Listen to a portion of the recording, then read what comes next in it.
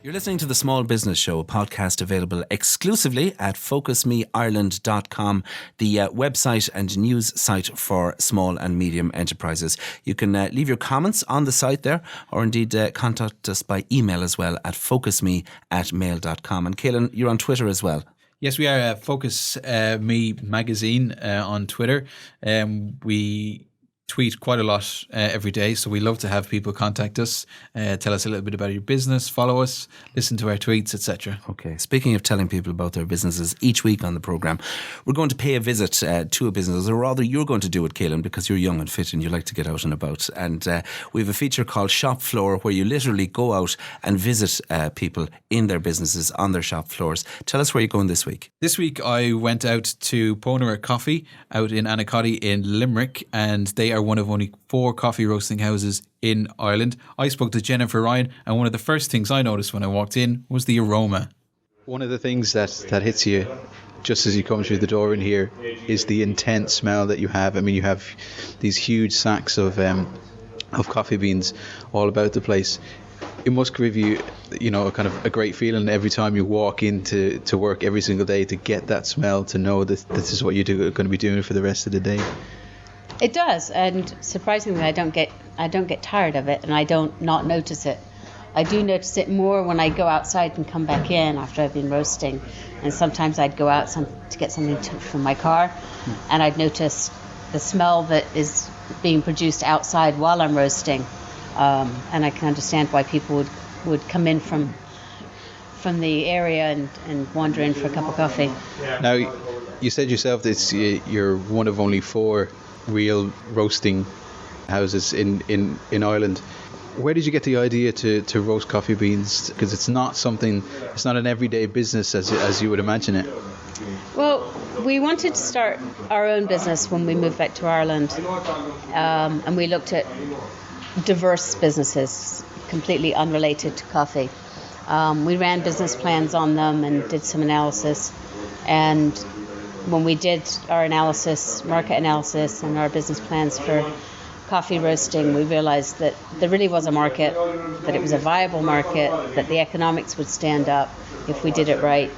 And we loved coffee, so we said this is probably the one that matches us best. How do you try and sell something like this to, say, a bank manager or an enterprise board, considering that it's an exceptionally diverse kind of business? Because there will be people out there that have ideas of starting their own business they're not heard of or wouldn't be quite as common. So how do you put forward your plan or your idea to a bank manager or an enterprise board? Most of our initial investment was our own money. So the fact that we actually put our own money in first, I think helped the enterprise board and the bank. We didn't go to the bank till after we'd gone to the enterprise board, actually. We only went to the bank fairly recently. The enterprise boards we put together, my background was market strategy development, so I'd know how to put together a good business plan, and I'd know how to do market research, and I had all of that done, so I probably had a bit of an advantage there.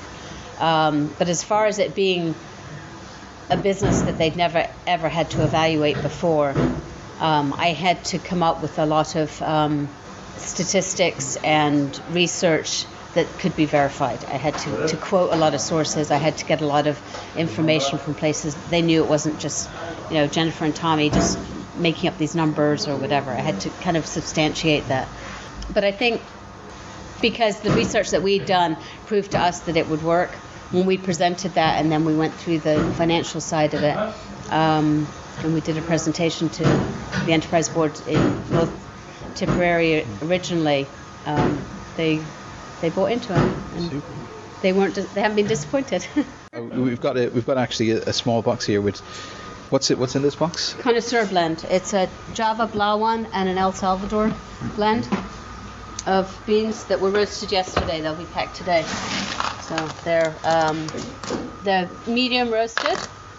You see the 2 different sizes because they're 2 different blends of coffee. The smaller beans are the Java Blawan beans, and the larger beans in here are the El Salvador. There's quite a an extremely strong smell that comes from it. This is after the roasting. Does it have this smell before the roasting? Can you smell that really strong smell that goes right up your nose? No, not at all. The raw beans actually smell like the jute bags. They smell. They don't smell like anything you'd want to drink. Right. Okay. They smell like the jute bags. They smell very musty. Now these beans that you got in your hand here, they're quite a kind of like a pale green color. They are. These are fair trade beans from Brazil. They're very small beans. These particular ones. They're green in color. They've got a little bit of a kind of a shell to them or a skin to them, which will come off as it's roasted. But the beans really don't smell of real coffee until they're fully roasted. There's lovely smells as you're roasting. There's a lovely smell about 3/4 of the way through where they're a little bit less than cinnamon color, and it's a really nutty, toasty smell, which you wouldn't think of for coffee either. I think the economy has changed so much since we started the business that it's hard to know it's hard to divide what we've done versus what's kind of happened around us. We spent a huge amount of money and a huge amount of effort on going after government tenders. And after 2.5 years of a lot of money and a huge amount of frustration and effort, we realized that government was not interested in giving business to small Irish companies.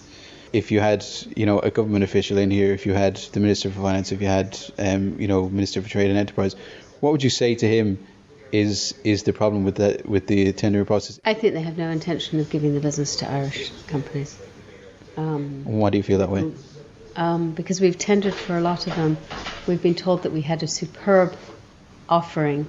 We've seen what has been awarded, and we've gone in and looked, and they're just not interested in giving the opportunity to the Irish companies, and I don't understand why.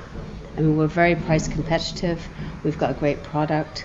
All over the tender document, they'll say that they're looking for quality and they want the best.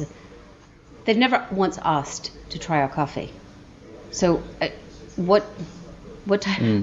So if you're going after a coffee tender and the person who's evaluating it never tastes the coffee, what is the real criteria? Yeah. It's not based on the product, apparently. I think in a country where we're desperate for jobs, and there's, especially in the food industry, we have some of the best food in the world. Why on earth are we not serving it in government offices? There are so many opportunities to support our own industries, and for some reason we don't. So the future, bright? Bright. Tough. Another tough year ahead of us. Yeah. But bright. We're picking up new accounts already this year. We're continuing to grow, and we'll be doing more in Dublin. That will be one of our big focuses this year, and the UK market. Super. So just onwards and upwards, hopefully. That was Jennifer Ryan of Ponera Coffee Roasters in Limerick. And Caelan, how do you spell Ponera? Ponaire. Right. So I've been told. And it's the Irish for bean. Yeah, which As is in embarrassing coffee because I beans. didn't actually know that, and I kept pronouncing it Ponaire. Ponair. And you may do so if you wish. The customer is always right. The website is ponair.ie or ponera.ie, ponaire.ie. Caelan, what have we got on the show next week?